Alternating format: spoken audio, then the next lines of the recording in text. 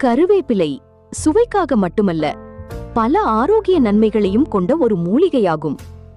முக்கிய பயன்கள்: செரிமானத்திற்கு உதவும், அஜீர்ணம், வாயு தொல்லை போன்றவற்றை குறைக்க உதவலாம். இதய ஆரோக்கியம்: ஆன்டி ஆக்சிடென்ட்கள் இருப்பதால் இதய நலனை ஆதரிக்க உதவுகிறது. இரத்த சர்க்கரையை கட்டுப்படுத்த உதவலாம். சில ஆய்வுகளில் நல்ல விளைவுகள் காணப்பட்டுள்ளன. இருப்பினும் இது நீரிழிவு மருந்துக்கு மாற்றாகாது. நோய் எதிர்ப்பு சக்தியை ஆதரிக்கும். வைட்டமின் ஏ, சி மற்றும் ஆன்டி ஆக்சிடென்ட்கள் உள்ளன. கண் ஆரோக்கியம்: வைட்டமின் ஏ காரணமாக கண்களின் ஆரோக்கியத்திற்கு உதவுகிறது. முடி வளர்ச்சிக்கு உதவலாம். முடி உதிர்வை குறைத்து முடியை வலுப்படுத்த உதவும் என்று பாரம்பரியமாக பயன்படுத்தப்படுகிறது. சரும ஆரோக்கியம்: ஆன்டி ஆக்சிடென்ட்கள் சருமத்தை பாதுகாக்க உதவுகின்றன. இரும்புச்சத்து: இரும்புச்சத்து மற்றும் ஃபோலேட் இருப்பதால் இரத்த சோகை அபாயத்தை குறைக்க உதவலாம்.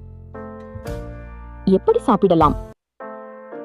தினமும் 8 முதல் 10 கருவேப்பிலைகளை நன்றாக மென்று சாப்பிடலாம். சட்னி, துவையல், பொடி, ரசம், சாம்பார் போன்ற உணவுகளில் சேர்த்து சாப்பிடலாம். கருவேப்பிலை டீ அல்லது ஜூஸ் தயாரித்தும் அருந்தலாம். குறிப்பு: கருவேப்பிலை ஆரோக்கியமான உணவின் ஒரு பகுதியாக உதவக்கூடியது. ஆனால் எந்த நோய்க்கும் தனியாக மருந்தாக கருதக்கூடாது. தொடர்ந்து உடல்நல பிரச்சனைகள் இருந்தால் மருத்துவரின் ஆலோசனையை பெறுங்கள். கருவேப்பிலை சட்னி. தேவையான பொருட்கள்: கருவேப்பிலை 2 கப், துருவிய தேங்காய் 1/2 கப், உளுத்தம் பருப்பு 1 டேபிள் ஸ்பூன், கடலை பருப்பு 1 டேபிள் ஸ்பூன், காய்ந்த மிளகாய் 4 முதல் 5, புளி சிறிய நெல்லிக்காய் அளவு, உப்பு தேவைக்கு, எண்ணெய் 2 டீஸ்பூன். செய்முறை: எண்ணெயில் உளுத்தம் பருப்பு, கடலை பருப்பு, மிளகாயை வறுக்கவும்.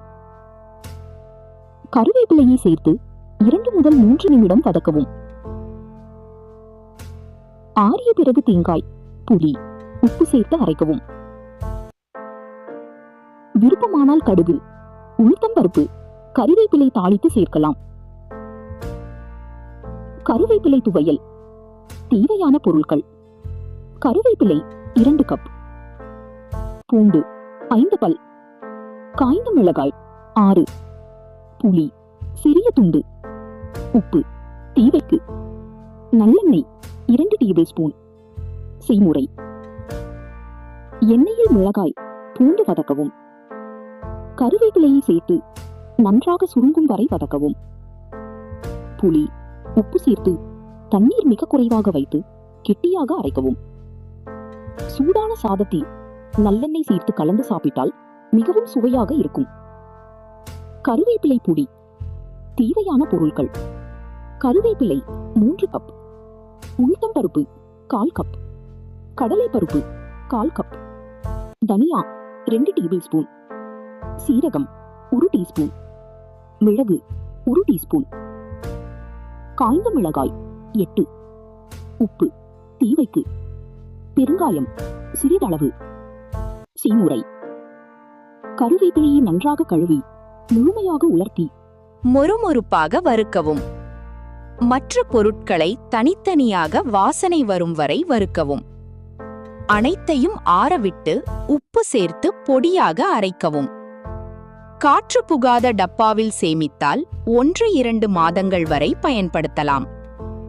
இந்த 3 வகைகளும் இட்லி, தோசை, சாதம், சப்பாத்தி ஆகியவற்றுடன் மிகவும் சுவையாக இருக்கும்.